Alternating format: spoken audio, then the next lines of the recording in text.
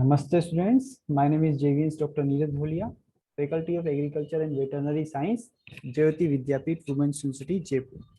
So the topic of discussion is today is the SNP, that is also known as the single nucleotide polymorphism, and the topic is related with the subject microbial genomics. Okay, so let's start.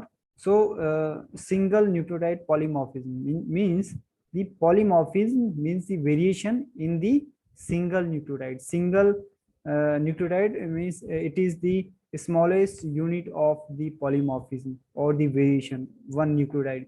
So it is an important topic to be asked in the examination or the in the competition exams. The questions are asked generally from the SNP, single nucleotide polymorphism. So single nucleotide SNP was invented by Lander in 1996. Okay, so SNP is formed when any change means any alteration, any mutation occurs in one nucleotide, one or single nucleotide. So we have four nucleotides: adenine, guanine, cytosine, and thymine. So the point mutation, such as substitution, the insertion, deletion, is the single nucleotide. It represents the SNP. So it may be insertion, it may be deletion, it may be substitution in one nucleotide that will cause the single nucleotide polymorphism. So SNP are based on hybridization of detected DNA fragments with SNP chips, or we can say the DNA probe array. And the SNP alleles is named with the aspects of the hybridization results. So SNP are widely used in biochemical research for comparing the case and control group of disease, and it is also used in studying the phylogenetics, genetic variation, etc. Okay, so it is very useful, but the information obtained is low as compared to the microsatellites, and therefore large number of markers and complete genome sequencing is needed. So this is one uh, demerit with the SNP. So SNP are one of the most common type of genetic variation. Okay, so a single nucleotide polymorphism are the most commonly occurring genetic variation among the population. It is very common phenomena. So you can ask that if it is very common phenomena, then why we are not observing these phenomena? Means if nucleotide is changing, some phenotype will also be changed, and that will be observed by us. But we cannot, we are not observe, we not observe generally any changes in the characteristics of phenotypes you by created by the SNPs. So why so? Because the changes, the SNPs are generally occurred in the non means intron parts. Okay, intron means the part which is not have any functional role in our phenotype or genotype phenotypes. So they are the small genetic changes that occur within a person's DNA sequence when a single nucleotide, such as, for example, if we say that G is replaced by the G is replaced by C or any other nucleotide. So single nucleotides are the smallest unit of mutation, and therefore are the smallest polymorphic unit. So if it is asked that what is the smallest polymorphic unit, so you can answer that it is the SNP.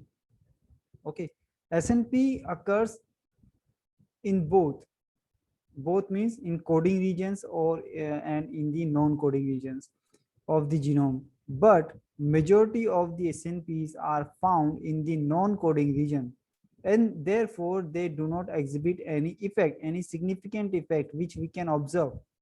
Okay, so that is the answer of the question, that if the SNPs are very common, then why the effect is not seen, because the SNPs are generally found in the non-coding region. That's why they are not exhibit any observable effect. Okay, so SNP found within a coding sequence that definitely have some effect. Okay, so but the effect may be silence, means effect is there but it is not expressing. Okay, the effect may be harmless, means there is a change but that is not harmful to us. The effect may be dormant, means it is harmful but it is not expressing, it is dormant condition. When the favorable conditions will be there, it will be effect, it will be shown. Okay, and it may be harmful, means the SNP is there and it is producing the harmful effects. So the SNP may have silent effect, harmful effect, dormant effect, or harmless effects. Okay, so they are of particular interest because they are more likely to alter the biological functions of a protein. Okay, because we know that the structure of a protein is based on its sequence. So amino, the sequence of the amino acid finally have the impact on its 3D structure, and the sequence means the amino acid is generated from the nucleotide sequence of the nucleotides from the codes. Okay, so if one code is changed, one nucleotide is changed, then one protein or amino acid will be changed, so that will have the altered biological function. Okay, so the frequency of their occurrence varies from about 1 in 1000 bases to 1 in 100 or 300 bases. So SNP can help scientists to locate genes that are associated with the specific diseases. Okay, because if one nucleotide is changed and it is creating any disease or it is developing any disease, so it is very much observable, so that it is this, I mean this nucleotide is changed and the disease is caused by this nucleotide. So it is helpful of to scientists to locate the genes, means uh, if the nucleotide is changed in, suppose in gene A, and disease uh, B occurring. Okay, so we can say that the change is in gene A and disease B occurring, means the cause of the disease B is the change in gene A. Okay, so a genetic change is there and it having some phenotype there, so we can correlate that this specific phenotype or disease is related with the changed nucleotide, or the nucleotide which is related with the gene. Okay, that is specific gene, so that specific gene is responsible for that specific phenotype or disease. So SNP play a vital role in disease development when they occur within the gene or in the regulatory region near a gene. So we have told earlier that the SNP occurs majority in the non-coding region, but it is present in the coding region, specifically in the regulatory gene or near the regulatory gene. Then it may develop some disease. Okay, so so this was about the SNPs. Now what are the applications of the SNP, or we can say what are the uses of the SNP. So first is the detect the level of variation within a species. Okay, so each member of a species is an individual identity. Okay, so the level of variation means what are the changes in the members of a same species or of a single species. So the variations we can observe by the changes in the by the observable SNPs in that particular individuals. So if the SNPs are more, means the single in the same species the variations are more. Okay, then follow pattern of evolution.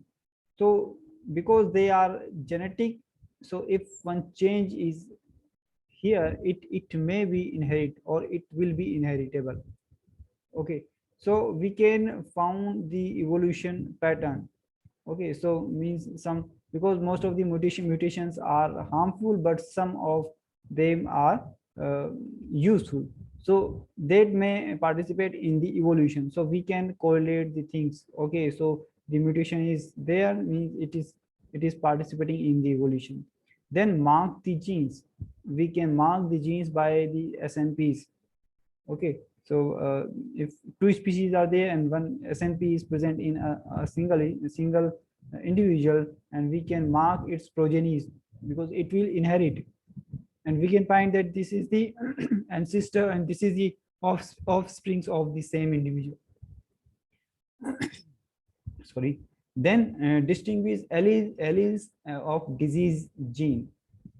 Okay, so this is again one application. Then create the designer pharmaceuticals. So it is also helpful in the pharmaceuticals company. They can create some models for the research purpose. Okay, some animal models for this purpose. Then characteristics of common fingerprinting techniques.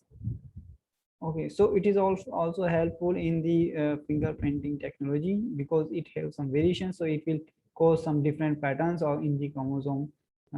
So it will again helpful in the finger DNA fingerprinting. So that was all about the SNPs. So it is very simple, it is very applicable. SNPs are very common and very helpful, specifically in recognizing the variations in a single species. Okay, so this was about the SNP. So hope you are satisfied with this digital session. And if you have any query, any doubt, you can write in the comment box. I will reply and I will try to resolve the issue or the doubt. So the session was powered by Digital Version 2, Jyoti Vidyapeeth Women's University, Jaipur. Thank you.